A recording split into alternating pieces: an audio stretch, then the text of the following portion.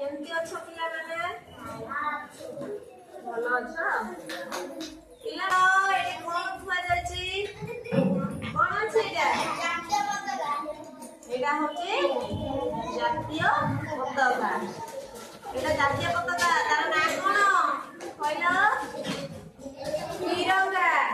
ହେଲା, ଯେହେତୁ ଏଥିରେ ତିନୋଟି ରଙ୍ଗ ଅଛି ତେଣୁକରି ଆମେ ତାକୁ କହୁ ତ୍ରିରଙ୍ଗା। ହେଲା, ଏଇଟା ଆମ ଦେଶର ଜାତୀୟ ପତାକା। ପିଲାମାନେ ତମେ ସବୁ ଜାତୀୟ ସଙ୍ଗୀତ ବୋଲିଥିବ। ଆମର ସ୍ୱାଧୀନତା ଦିବସ ହୁଏ, ସାଧାରଣତନ୍ତ୍ର ଦିବସ ହୁଏ, ଜାତୀୟ ସଙ୍ଗୀତ ସବୁ ବୋଲିଥାଅ। ଜାତୀୟ ପତାକା ଉତ୍ତୋଳନ କର ସେଟା ନେଇକି। ଆଉ କଣ ହୁଏ ସ୍ୱାଧୀନତା ଦିବସରେ?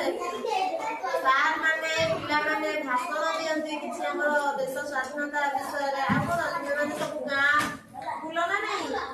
ହେଲା, ଆଉ କଣ ଦିଆ ହୁଏ ସ୍କୁଲରେ? କଣ ଦିଆ ହୁଏ? ଭାଷଣ ସରିଲା ପରେ କଣ ଦିଆଯାଏ?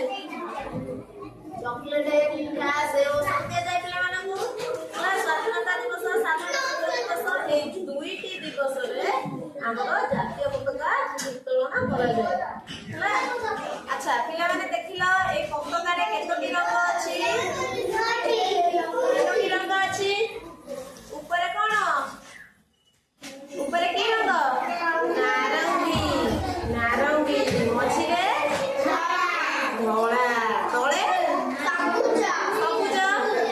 ହେଲା, ତାହେଲେ ପିଲାମାନେ ଦେଖ ଏଇଟା ହଉଛି ଆମର ଜାତୀୟ ପତାକା। ତମକୁ କିଛି କଣ ପତାକାର ଚିତ୍ର ଆଉ ସ୍କେଚ ଦିଆଯାଇଛି। ହେଲା, ତମେ ମାନେ କଣ କରିବ? ସେଥିରେ ପେଣ୍ଟ କରିବ, ରଙ୍ଗ ଦବ। ହେଲା, ତାହେଲେ ସମସ୍ତେ ଏଥର ଷ୍ଟାର୍ଟ କର। ଜାଣିଛ ପିଲାମାନେ ଜାତୀୟ ପତାକାର ରଙ୍ଗ ସେମିତି ଦବ। ଷ୍ଟାର୍ଟ କର।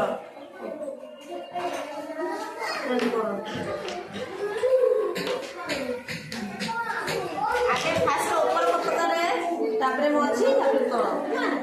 ମଝି ଚକ୍ରରେ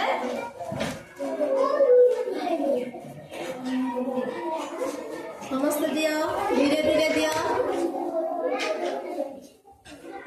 ଧୀରେ ଧୀରେ।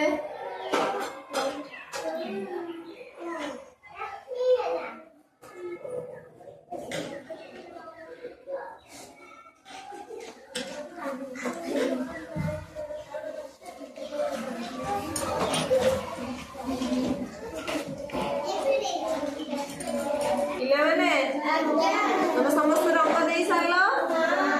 ହେଲା, କହିଲ ଜାତୀୟ ପତାକାର ଉପରେ କି ରଙ୍ଗ ଦେଲ? କି ରଙ୍ଗ? କି ରଙ୍ଗ? ନାରଙ୍ଗୀ। ନାରଙ୍ଗୀ। ହେଲା, ମଝିରେ ମଝିରେ କୋଉ ରଙ୍ଗ? ଧଳା। ଆଉ ତଳେ ସବୁଜ। ଆଚ୍ଛା, ଆମର ଯୋଉ ଜାତୀୟ ପତାକା ମଝିରେ ଯୋଉ ଚକ୍ରଟା ଅଛି ସେଠି କି ରଙ୍ଗ ଦେଲ? ଯୋଉ ଚକ୍ରଟାରେ କି ରଙ୍ଗ ଦିଆଗଲା? ବ୍ଲୁ। ହେଲା, ତାହେଲେ ଆମର ଜାତୀୟ ପତାକା କମ୍ପ୍ଲିଟ ହେଇଗଲା। ପିଲାମାନେ ଆଜି ଗୋଟେ ଜାତୀୟ ପତାକାକୁ ନେଇକି ଗୋଟେ ଗୀତ ଆମେ ବୋଲିବା। ହେଲା, ହଉ। ଆଚ୍ଛା ପିଲାମାନେ, ଏଇଟା କଣ କହିଲ? ପତାକା।